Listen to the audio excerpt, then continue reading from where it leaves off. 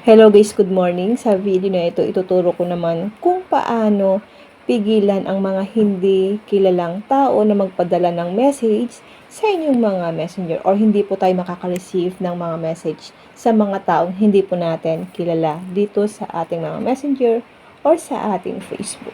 Kung sawa ka na sa spam messages at random chats, sundan lamang ang tutorial na ito. Simulan na natin.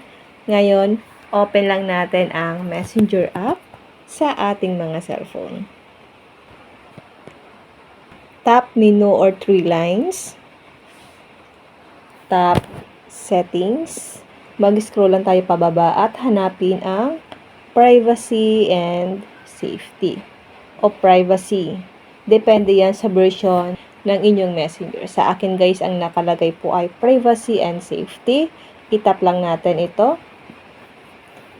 Then, scroll natin pababa. Itap naman natin ang message delivery. Tap lang natin ito.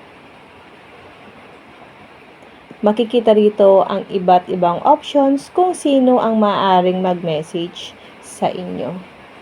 At dito guys, tap lang natin ang people with your phone number.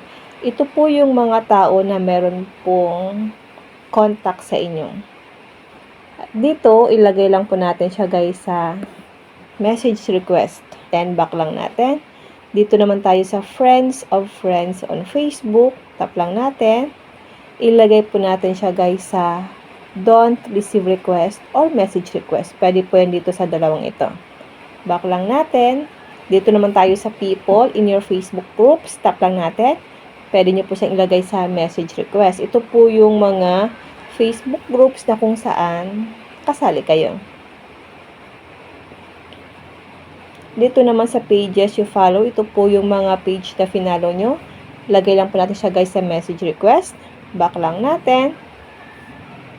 Others on Messenger or Facebook. Ito po yung kailangan nating i-set up. Tap lang natin. Ilagay po natin siya guys sa don't receive request.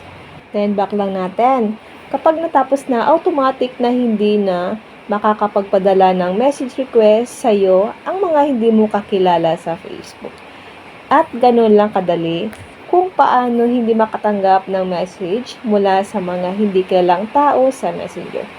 Kung nakatulong ang video na ito, huwag kalimutang i-like, i-share at i-follow ang aking channel para sa mas marami pang teach tutorials.